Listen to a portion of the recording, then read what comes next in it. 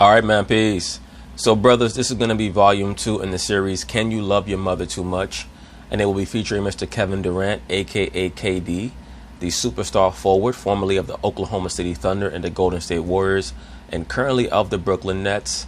And it will be co-starring his mother, Miss Wanda Durant. And before I start this video, brothers, I just want to state that it's always interesting to me, not really perplexing, but interesting, the contrast in how the mainstream sports media covers the rapport between a LeVar Ball and a Lonzo Ball. All they will do is assail LeVar Ball. They'll call him a helicopter dad who's trying to live his life through his son. He's trying to exist vicariously through his 3 sons, who he has expressly stated he planned to become professional basketball players in the NBA, with he himself, LeVar Ball, I'm talking about being 6'5", 6'6", and his wife being well over 6 feet tall, guaranteeing that all 3 of his sons would be in the range of anywhere from 6'3" to 6'9". He's pretty much guaranteed that because he planned out not only his own life, but the life that he wanted for his sons. And yet they'll claim that he has nothing to do with how well his sons have fared in the basketball world thus far. We know for a fact that one of them, Lonzo Ball, is in the NBA.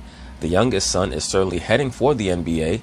The middle son, LiAngelo Ball, never had a chance to play professional basketball, even though people are trying to blame LeVar Ball for him not being in the NBA. While on the other end of the spectrum, the mainstream liberal sports media will cast Wanda Durant as this heroic figure. And, you know, it's so interesting. When Chris Rock did the comedy special in which he criticized fathers who tried to claim some type of accomplishment for not being locked up or for taking care of their children, he said you're supposed to do that. We never judge or evaluate motherhood by those same parameters and those same standards. Instead, we'll put a wreath of laurels and a crown on top of the head of many of these quote-unquote single mothers, i.e. microcosms of the mother goddess, for just falling into being fortunate enough to give birth to a son like a Kevin Durant, who grew to be 7 feet tall, preternaturally gifted with hand-eye coordination, footwork, etc., and give her all this credit for raising him to be a successful basketball player when she basically had very little to nothing to do with it. I'm sure that she invested a good amount of time and money in his basketball career, especially when he was younger, once she saw that he had potential, maybe initially just to give him something to do. But LeVar Ball plotted out his son's futures from the very beginning, and yet he gets almost no credit for it. How does that work? It works because the society that we live in is bent towards glorifying the feminine principle, i.e. the divine feminine.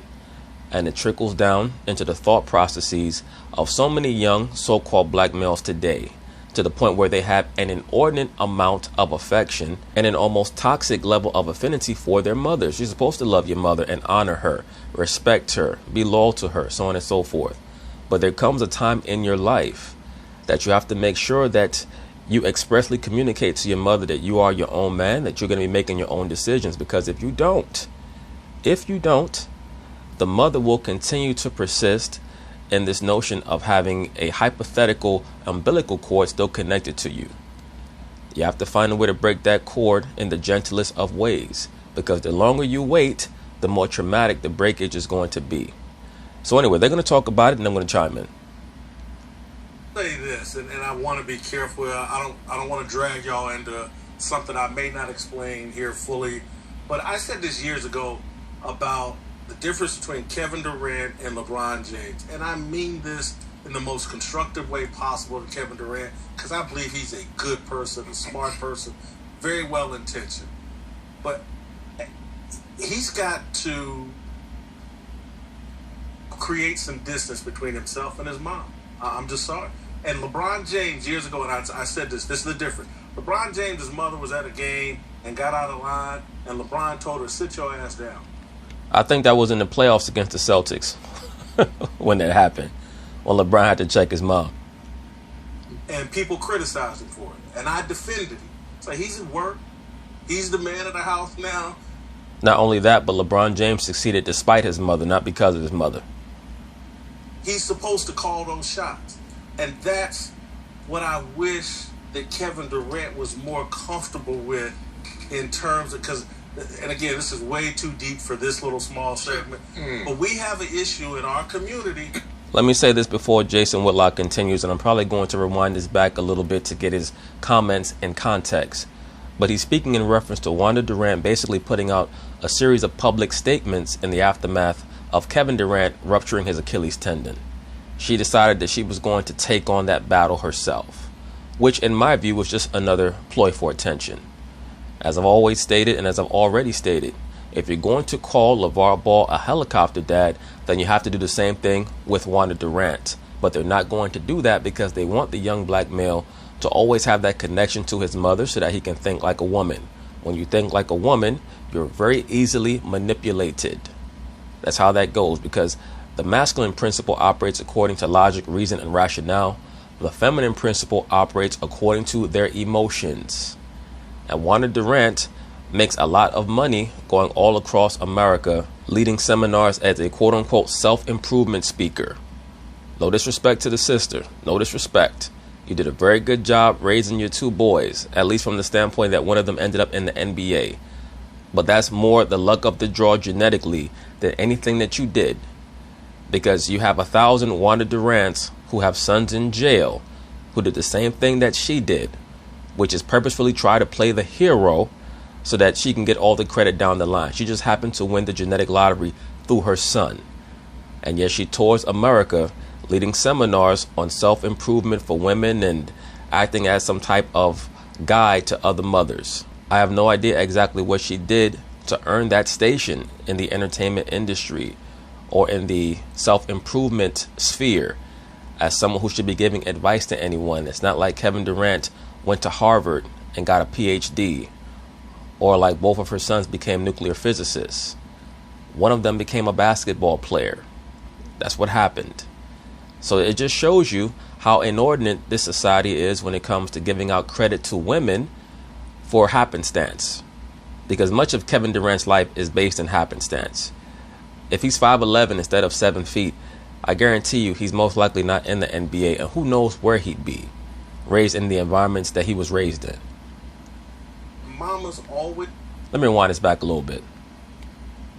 What I wish that Kevin Durant was more comfortable with in terms of, because, and again, this is way too deep for this little small segment, but we have an issue in our community where mama's always in control, and that's not the way it's supposed to be. Well, that's... Thank you, sir.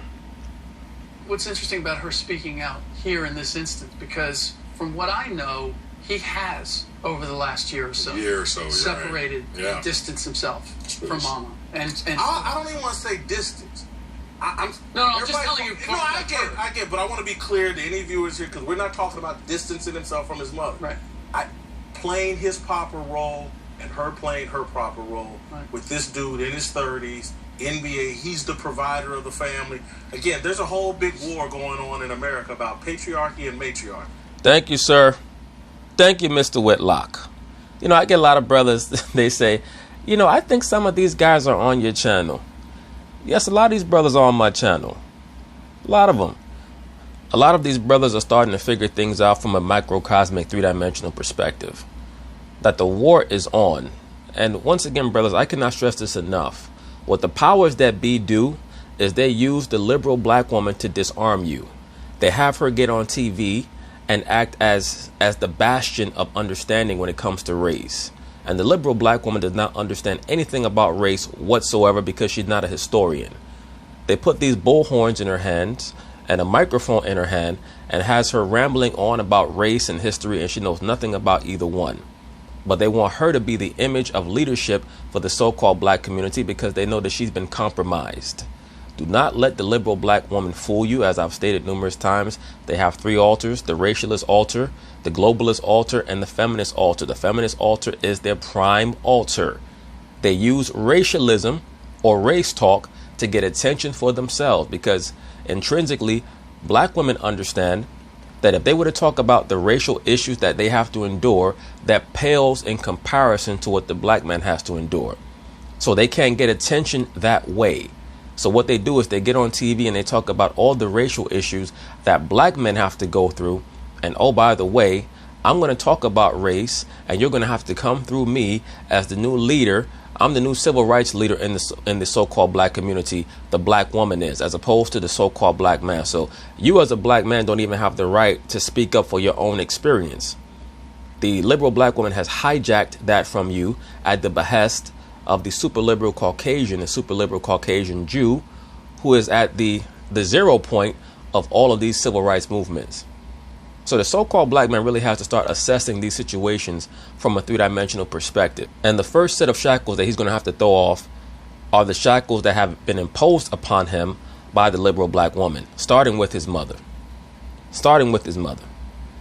You have to analyze yourself and ask yourself, why do I think what I think? Do I think what I think because of what I've seen or what I've experienced or what I've been told?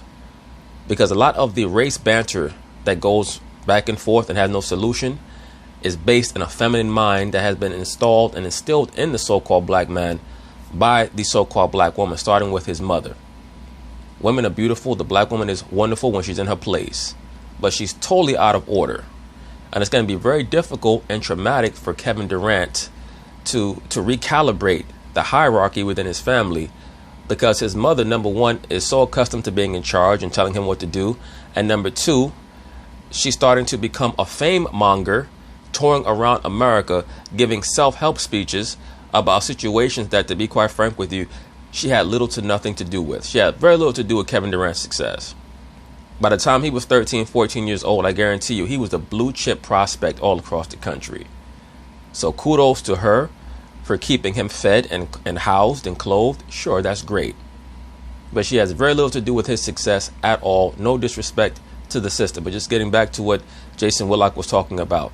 Yes, there is a war between the ideologies of male leadership versus female leadership.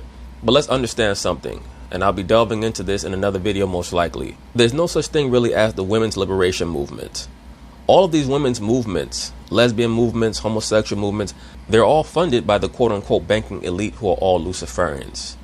Those are just facts. As we know, the so-called Black Lives Matter movement, aka the Black Lesbians Matter movement, is funded by George Soros. All right, those are the hidden hands. Those are the people behind the curtains. So-called black men, when the liberal black woman comes up to you and tells you about race and how we have to stand up, that's a cover, that's a veneer. Underneath all that, what they really believe in is the black matriarchy, the black woman as the head of the family, the head of the household, understanding what? They're being subsidized by the so-called white man's government at the end of the day. And like I was saying initially, that's the reason why when they speak according to race, they always talk about what the black man goes through, because the black woman even knows that she can't get on TV and talk about the racial discrimination that she's been the recipient of, because for every issue or every instance of race or race discrimination that she's been the recipient of, there have been 10 or more instances of her being a recipient of a government program that was created just for her sustenance and well-being.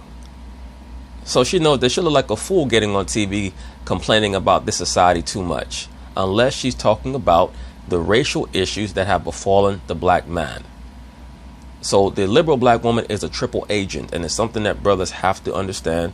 You have to be wary of, you have to be cognizant of, because they're working for three different factions. They're working for their race, they're working for unity of all people across the world, and number one, they're working for female empowerment. And these games that men play, that's for patriarchs. It's not for matriarchs. Well, I would say that. In other words, Whitlock understands that these women are being pawned. Once again, brothers, there's no such thing as patriarchy versus matriarchy. There's no level of leadership where the woman is more capable than the man on a macrocosmic scale. That's why if you ever work in corporate America, when it comes to the employees that work on the base level of corporate America, the supervisor or the manager is always a woman, because they know on the base level of corporate America is going to be predominantly what? Black and Hispanic men.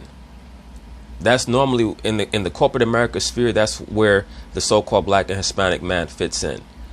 So they put a black or Hispanic woman over him as a supervisor to once again reinforce that concept of the woman over the man. But on the higher levels, they know that it's ludicrous to believe or adhere to, even in the slightest, that a woman could be a leader on a macrocosmic scale. It's nonsense.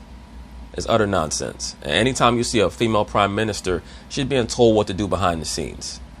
So that patriarchy versus matriarchy, that's meant to play out amongst the low-level masses, particularly in the so-called black community. But the higher the level you get, they don't even entertain that shit, because they're not going to let the woman fuck up their money. Like what we see now in the quote-unquote U.S. government with all these silly broads in the House of Representatives, what they call themselves, the squad. I'm probably going to do a video about that, the squad. That's buffoonery for the black and Hispanic man to fall for, so that we can once again associate women with leadership. It's nonsense. Okay, so brothers, now we're going to jump ahead in the Wanda Durant / Kevin Durant storyline to some comments that Wanda Durant made on Good Morning America in an attempt to maybe set up a pretext to bring a lawsuit against the Golden State Warriors for malpractice. I guess she's going to try to claim that they were being disingenuous or dishonest with her son when it came to the appraisal of his quote-unquote calf / Achilles tendon injury or ailment. So, of course, they're going to talk about it. I'm going to chime in. Time now for a big story. Let's move to Kevin Durant, who is yet to face the media since his Achilles injury Monday night. But that hasn't stopped his mother, Wanda, from weighing in. Right after the injury, she took to Twitter to cry her son's critics. And now she's taking it up a notch, appearing on Good Morning America today and calling out the Warriors' medical staff. The doctors said that he was okay. Kevin couldn't have gone on his own to say, I'm going to play. True. Without the advisement of the doctors. And so they said that he was okay. So, you know. Well, one must assume that Kevin Durant also was examined by his own private doctors. And if he wasn't, that means that he should remove his agent, because that means that his agent did not do his job.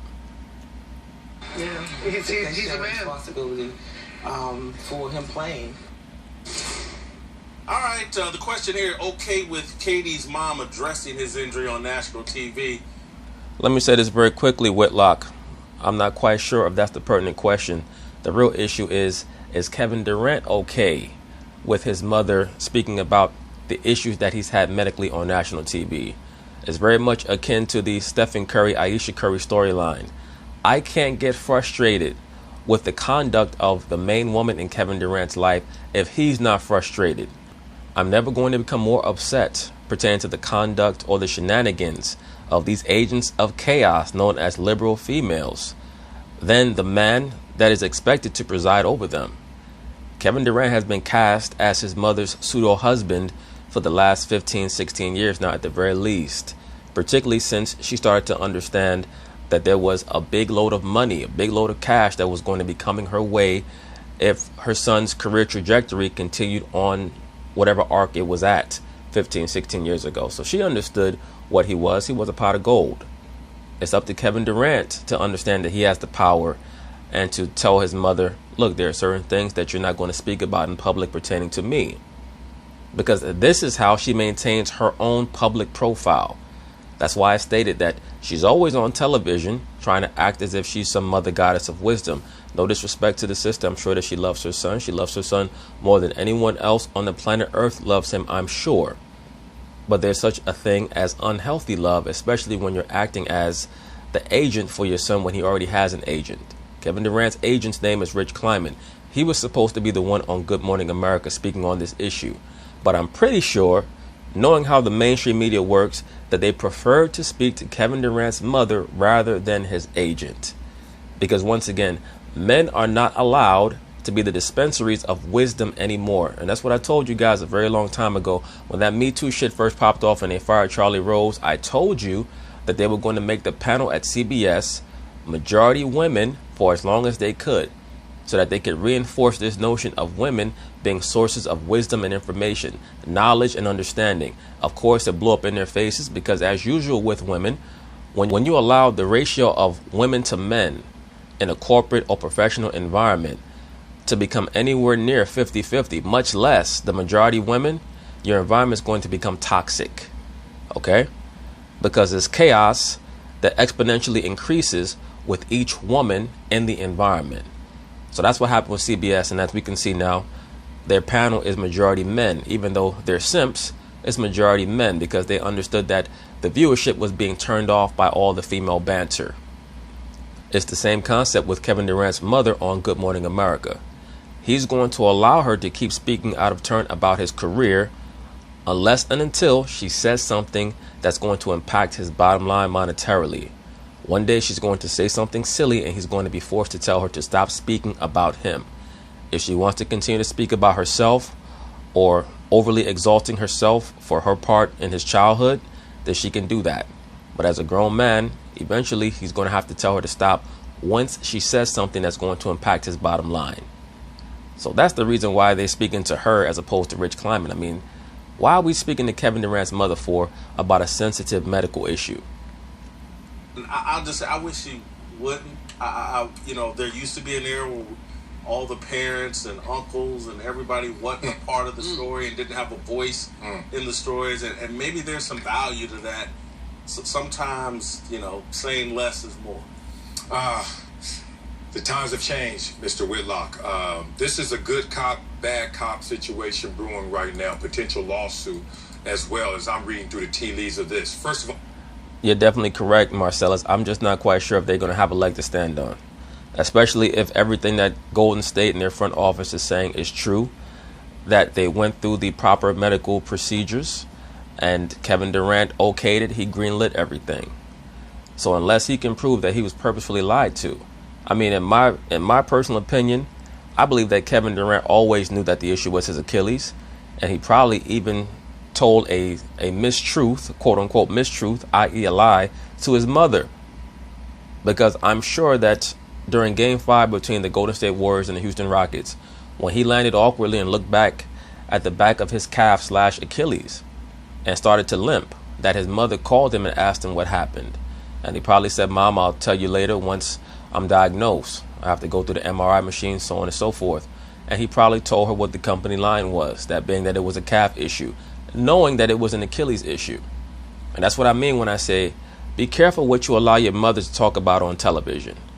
Because I don't believe that there's any way that the Golden State Warriors would have put him through an MRI machine and found that it was an Achilles issue and told him that it was a calf issue. That makes no sense whatsoever.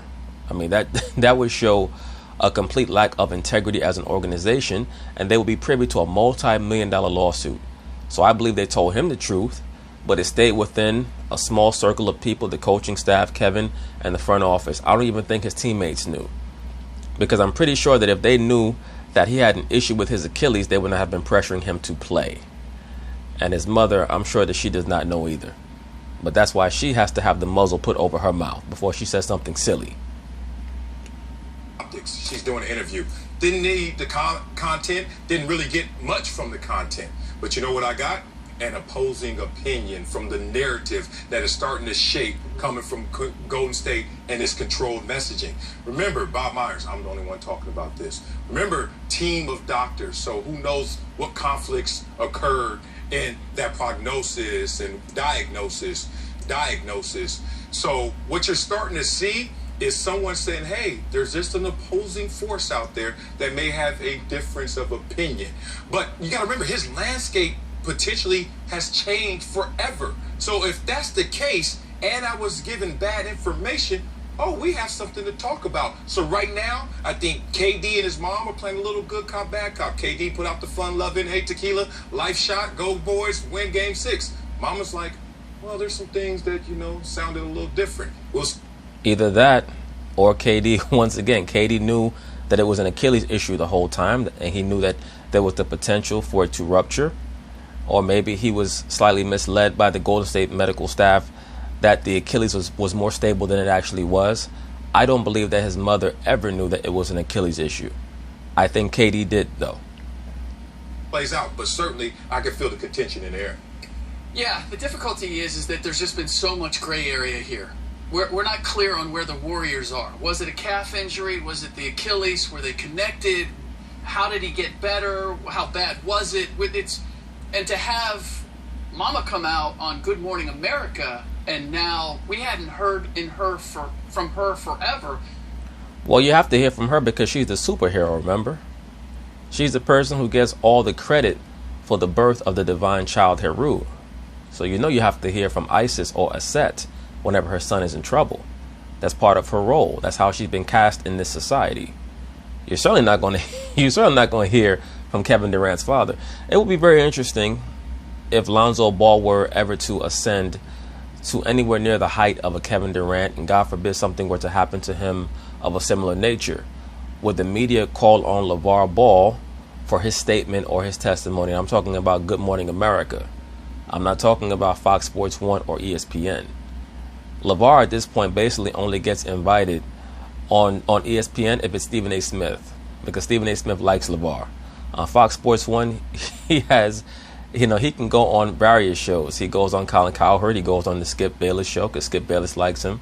He also goes on this show, Speak for Yourself, because Whitlock has a love-hate relationship with him as well. But I would wonder if, God forbid, if something serious like that would have happened to Lonzo Ball, if LeVar would have been invited on Good Morning America like that to speak to Robin Roberts. I doubt it. No, there hasn't even been a defined diagnosis. I've been hearing since this morning that he's already had surgery. Now, I haven't been able to confirm that with the Warriors or with Kevin Durant's camp, but that's where it's more uncertainty. So to have mom jumping in, this is yet another voice, when I'm not even sure what the connection is between KD and his mom right now. That's not clearly defined. If I be a betting man, the relationship is still good, it's still functional, it's still loving.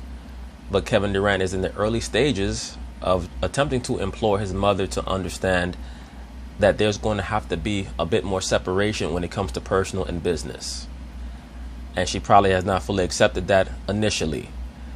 Right now, he's going through a rather traumatizing period in his life, so he's allowing her to assume that position of power, affluence, and attention that she's accustomed to and that she lusts after for now. But I do believe that he's going to double down on his new role for her. She's just going to have to come to accept it. Kleiman, he's paid to handle this. Yeah, well, somebody needs to be stepping forward.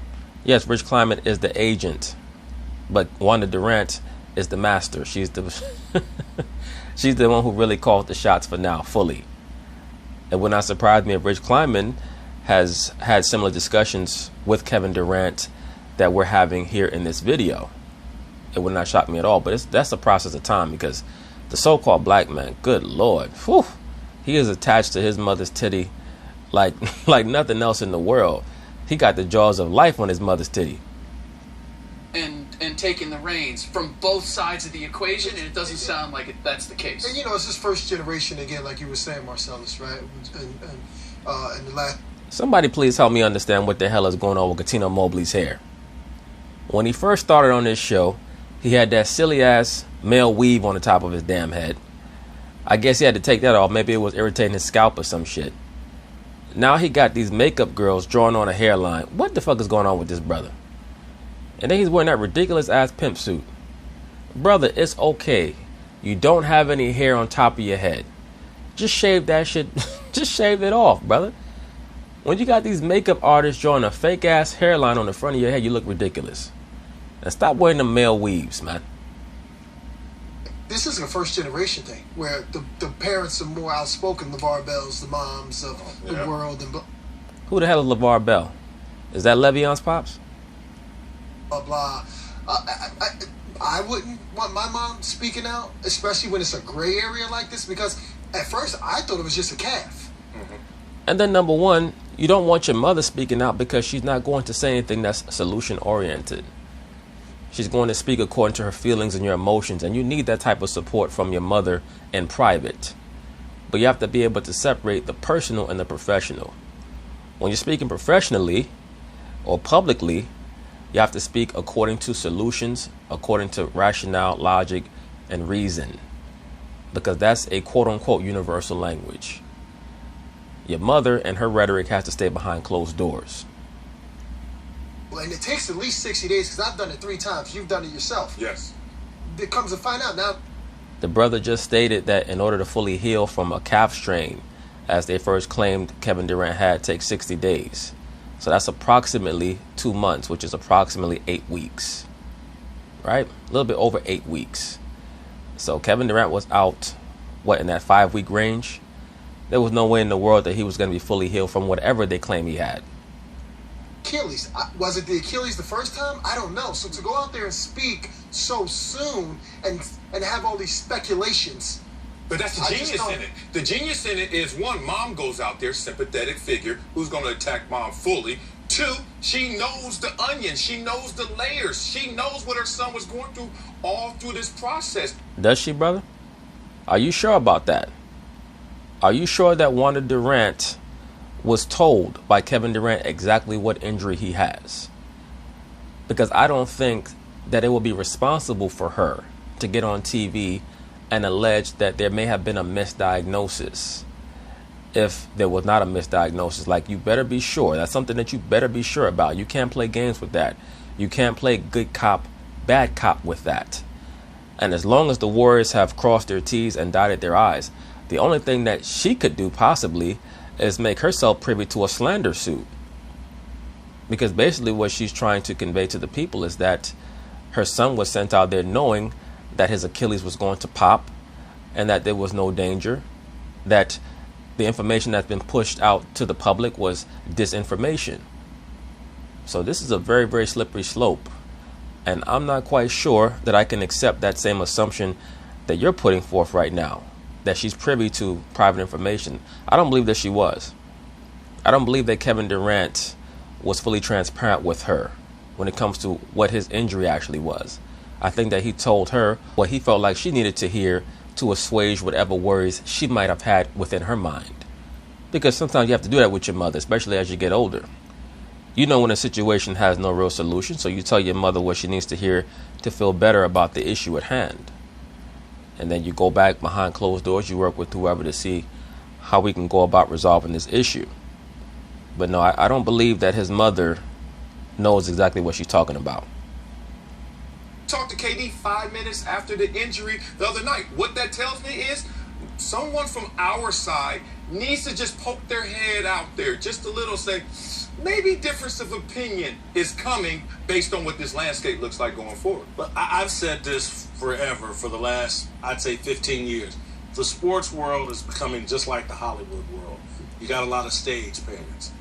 We expect it in Hollywood, and they're all involved. They never let go, and things get muddy and messy. And so, again, where's Rich Kleiman? Because the sports world is becoming more like the Hollywood world because of the fame. Right now, these guys are making so much money, and there's so much exposure for them that everybody wants a piece. It's like the ring in the film Lord of the Rings. Everybody wants to put it on, except you're a flesh and blood ring. If you're LeBron James, or if you're Kevin Durant, or if you're Stephen Curry, now Kawhi Leonard, everybody wants to stand next to them. Everybody wants to touch them and hope that their vibe runs off on them, including family members. So it's just a totally different environment today. Back in the 80s, Magic Johnson's mother and father didn't care about fame. Michael Jordan's mother and father didn't particularly care about fame. For example, reporters would have to go up into the stands to interview them. Now the parents are out there on the floor. LeBron James's mom, KD's mom, they want to be as famous as the players are. So it's very different. And ironically enough, notice I stated that Magic Johnson's parents, Michael Jordan's parents, because they were still together. As the black matriarchy has taken more and more control, that lust for attention and power that drove that woman to move that man out of the home so that she can get all the credit in the home is the same energy that's driving her to get all that credit from her son in his sphere, which is basketball. We heard B.J. Armstrong yesterday say he had some heart-to-heart conversations with Derrick Rose and talked Derrick Rose into making different decisions. I want to hear from Rich Kleiman. What was his conversations like with Kevin Durant? He's the guy that's supposed to be with some expertise and helping him navigate this situation. Mama can love you and do the best she can, but I don't think she's ever laced him up. She has no experience in this world. To be honest with you, brother, I think that more likely than not, there's a power struggle occurring behind the scenes between Wanda Durant and Rich Kleiman.